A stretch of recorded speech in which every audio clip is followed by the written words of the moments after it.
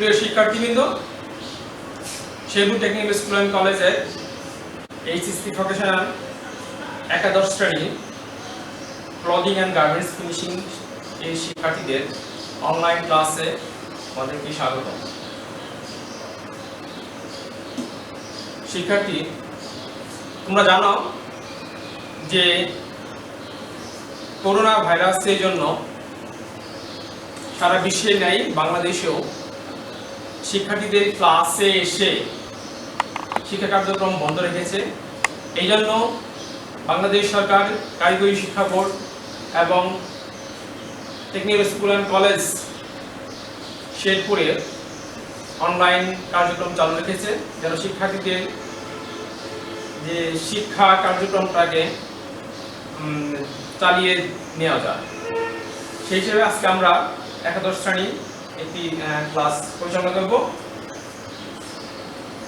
প্রথমে আমি আমার পরিচয় দিয়ে দিচ্ছি। আমি Mohammad Khurshed Alam, junior instructor dress making, technical school and college Sherpur. আজকে যে ক্লাসটা পরিচালনা করবো সেটা হলো একাদশ শ্রেণীর জন্য clothing and garments finishing trade 2। এটা দ্বিতীয় অধ্যায় আছে, কাপড় বিছানো সম্পর্কে অবগত হবে।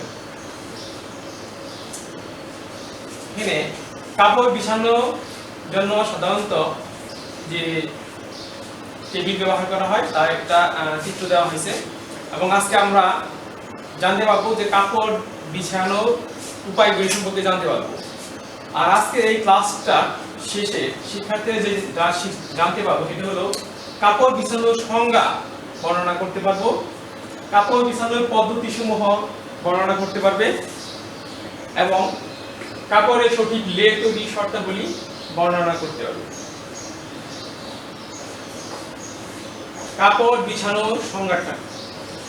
কাপড় পোশাক শিল্পে একাধিক পোশাকের জন্য কাপড় একবারে কাটা হয়। একাধিক পোশাকের কাপড় একবারে কাটার জন্য উৎপাদনের পরিকল্পনা এবং মার্কেটের দৈর্ঘ্য ও প্রস্থের আকারে কাপড় সাজানোর প্রক্রিয়াতে কাপড় বিছানো বলে।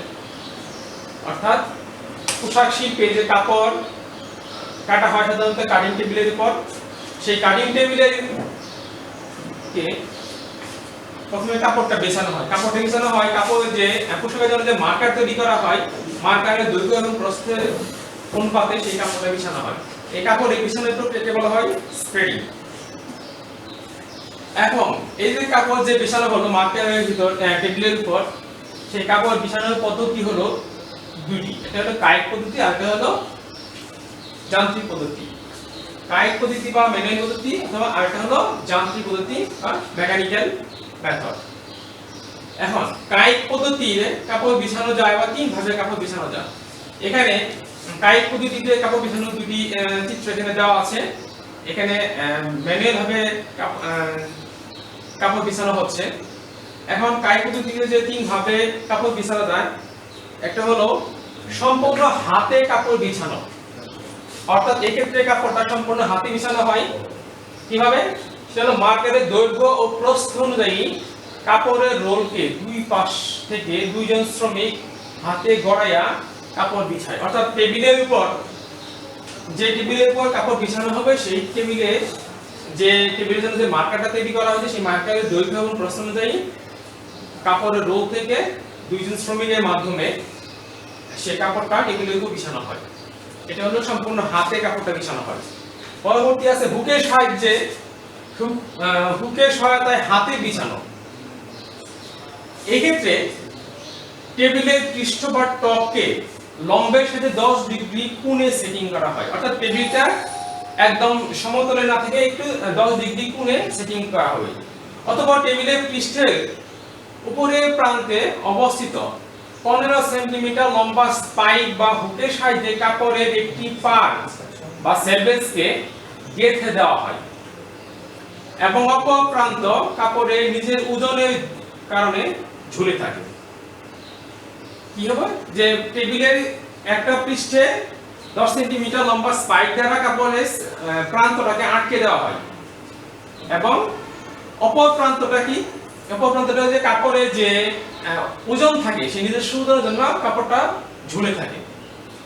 এই হুকগুলো একই সারিতে 20 থেকে 25 সেন্টিমিটার পর পর বসানো হয়। যে কাপড় আটকানোর জন্য যে সেলবেজ আটকানোর জন্য যে হুকগুলি থাকে সেগুলি প্রতি 20 থেকে 25 সেন্টিমিটার পর পর বসানো হয়। কাপড়ের লেয়ারের মধ্যে চেক ম্যাচিং করে কাপড় বিছানোর জন্য এই পদ্ধতি খুবই সুবিধাজনক। অর্থাৎ হুকের সাহায্যে হাতে বিছানো যদি কাপড়ের ক্ষেত্রে চেক বা স্ট্রাইপ থাকে, সেই চেক বা স্ট্রাইপ ম্যাচিং করে এই পদ্ধতিতে কাপড় বিছানোটা খুবই সুবিধাজনক। আর একটি পদ্ধতি আছে, সেটা হলো হস্তচালিত স্প্রেডিং ট্র্যাকের সাহায্যে। অর্থাৎ কি স্প্রেডিং টেবিলের এক প্রান্তে স্প্রেডিং ট্র্যাক থাকে, যার মধ্যে কাপড়ের রোল বসানো হয়। অপর প্রান্তে টেবিলের এক প্রান্ত হতে অপর প্রান্তের মধ্যে ট্র্যাকটিকে হাতে চালনা করা হয় ও সাথে সাথে ট্র্যাকে রক্ষিত কাপড়ের রোল হতে কাপড় খুলতে থাকে ও মার্কারের দৈর্ঘ্য ও প্রস্থ অনুযায়ী কাপড় বিছানো থাকে। অর্থাৎ কাপড় কাটা মেশিনে স্প্রেডিং যে টেবিলটা আছে, এখানে এই চিত্রটা দেওয়া হয়েছে যে এই টেবিলের একটা প্রান্তে একটা ট্র্যাক বসানো, একটা হুইল বসানো আছে এবং এই ট্র্যাক আছে, ট্র্যাকের উপরে কাপড় আছে। এই হুইলটাকে ধাক্কা দিয়ে এই পাশ থেকে এই পাশ থেকে এক পাশ থেকে আরেক পাশের মধ্যে নিয়ে আসা হয় এবং কাপড় অটোমেটিক্যালি কাপড় এখান থেকে বিছানো হয়। এখন কাপড় বিছানো আরেকটি পদ্ধতি হলো যান্ত্রিক পদ্ধতি বা মেকানিক্যাল মেথড। এই যান্ত্রিক পদ্ধতিকে আবার দুই ভাগে ভাগ করা হয়েছে, একটা হলো সেমি অটোমেটিক আর একটা হলো সম্পূর্ণ অটোমেটিক। এখানে এটাকে একটা সেমি অটোমেটিক স্প্রেডিং মেশিন দেখানো হয়েছে, আর এটা হলো সম্পূর্ণ অটোমেটিক একটা স্প্রেডিং মেশিন দেখানো হয়েছে। সেমি অটোমেটিক কাপড় বিছানো টেবিলের পৃষ্ঠে দুই ধারে রেইলের উপর দিয়ে স্প্রেডিং মেশিন নির্দিষ্ট পথে মোটরের সাহায্যে চালনা করা হয়। মেশিনের নির্দিষ্ট স্থানে কাপড়ের রোল বসানো থাকে। স্প্রেডিং মেশিন টেবিলের এক প্রান্ত হতে অপর প্রান্তে বৈদ্যুতিক বা যান্ত্রিক গতির সাহায্যে যাওয়া আসা করে কাপড় বিছিয়ে লে তৈরি করে। এই যে আমরা যে এখানে মেশিনটা দেখতেছি, এটা দুই ধারে রেল আছে, এই রেলের উপর স্প্রেডিং ট্র্যাকটাকে বসানো আছে এবং এটাকে যান্ত্রিক গতির সাহায্যে এই পাশ থেকে এই পাশ পর্যন্ত মুভ করানো হয়, ফলে কাপড় এখানে বিছানো হয়। আর অটোমেটিক যেটা, সেটা হলো সম্পূর্ণ অটোমেটিক স্প্রেডিং মেশিনের সেমি স্প্রেডিং মেশিন অটোমেটিক মেশিনের একটি উন্নত সংস্করণ। অর্থাৎ সেমি অটোমেটিক যে মেশিনটা আছে, সেই মেশিনটা একটি উন্নত সংস্করণ হলো অটোমেটিক, ফুললি অটোমেটিক মেশিন।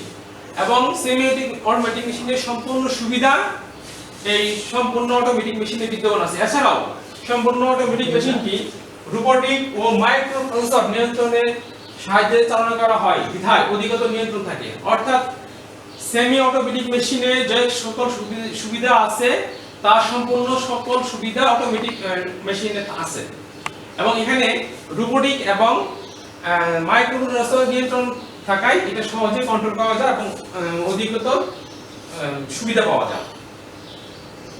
এখন কাপড়ের সঠিক লে তৈরি শর্তাবলী। আমরা যে কাপড়গুলি স্প্রেডিং মেশিনের সাহায্যে বিছানো হচ্ছে, এই কাপড়টা যে লে তৈরি করা হচ্ছে, সেই লে তৈরি করার জন্য কিছু শর্ত আছে, সেই শর্তগুলো অবশ্যই মানতে হবে। এবং এই শর্তের মধ্যে কিছু শর্ত আছে মৌলিক শর্ত। মৌলিক শর্তগুলো আমাদেরকে অবশ্যই মানতে হবে, যেগুলি কোনোভাবে মিস করা যাবে না।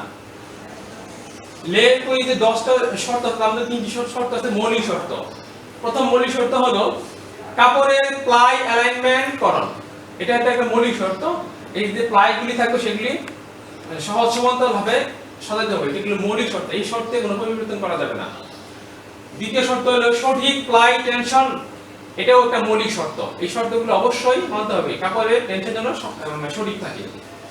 প্রতিটি প্লাই সমতল হতে হবে, প্রতিটি প্লাই সমতলে থাকবে, এটাও একটা মৌলিক শর্ত। এই তিনটি হলো মৌলিক শর্ত। এছাড়াও কিছু শর্ত আছে, সেটা হলো কাপড়ের ত্রুটি দূরীকরণ। কাপড় বিছানা হয়ে কাপড়ের ত্রুটি দূরীকরণ করে নিতে হবে। কাপড়ের প্লাই এর সঠিক দিক নির্ধারণ, অর্থাৎ কাপড় যে ফেস দিক থাকে সেটা সঠিকভাবে নির্ধারণ করতে হবে। স্থির বিদ্যুৎ দূরীকরণ, কাপড় অনেক সময় স্থির বিদ্যুৎ উৎপন্ন হয়, সেজন্য কাপড় বিছানোর সময় যেন স্থির বিদ্যুৎ না উৎপন্ন হয় সেই বিষয়টা খেয়াল রাখতে হবে। সহজে কাপড়ের লে বা বান্ডেল পৃথককরণ, অর্থাৎ কাপড়ের লে বা বান্ডেল যে দেওয়া থাকবে এগুলো যেন সহজে পৃথকীকরণ যা সেভাবে একটা চিহ্ন রাখতে হবে। কাপড়ের লে কাটার সময় কাপড়ের গলন নিয়ন্ত্রণ করা, মেশিন যখন চলে মেশিনের তাপের জন্য অনেক সময় কাপড়ের প্রান্তগুলো গলে যায়, সেই জন্য যেন প্রান্তগুলো গলে না যায় সেভাবে সেটা নিয়ন্ত্রণে রাখতে হবে।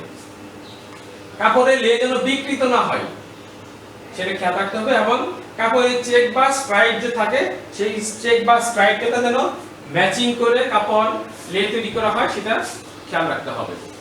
শিক্ষার্থী বন্ধু, তাহলে আজকে আমরা যে এই ক্লাসটা করলাম ফ্যাব্রিক স্প্রেডিং সম্পর্কে, এখান থেকে তোমাদের একটা দলগত একটা কাজ দিব, সেটা হলো সেমি অটোমেটিক ও সম্পূর্ণ অটোমেটিক স্প্রেডিং মেশিনের মধ্যে পার্থক্য কি সেটা নির্ণয় করবে। তোমরা গ্রুপে সেমি অটোমেটিক এবং সম্পূর্ণ অটোমেটিক মেশিনের একটা পার্থক্য নির্ণয় করবে,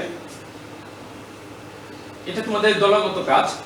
এরপর তোমাদের একটা মূল্যায়ন করা হবে, আজকের এই ক্লাসটাকে তোমাদেরকে মূল্যায়ন করা হবে এই প্রশ্ন দুটোর মাধ্যমে। সেটা হলো কাপড় বিছানো কায়িক পদ্ধতি বলতে কি বুঝো? কাপড় বিছানোর কায়িক পদ্ধতি বলতে কি বুঝো?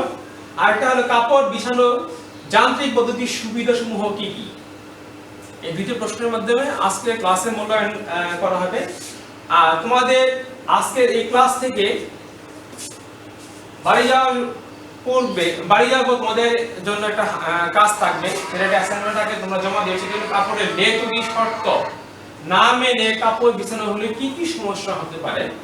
এটা একটা অ্যাসাইনমেন্ট আগে তোমরা ক্লাস পরবর্তী ক্লাসে জমা দিবে, এবং এই তোমাদের অ্যাসাইনমেন্টের উপর ভিত্তি করে তোমাদেরকে মূল্যায়ন করা হবে। প্রিয় শিক্ষার্থীবৃন্দ, তোমরা জানো যে আমরা এখনো করোনা ভাইরাস থেকে সম্পূর্ণ মুক্তি লাভ করতে পারিনি।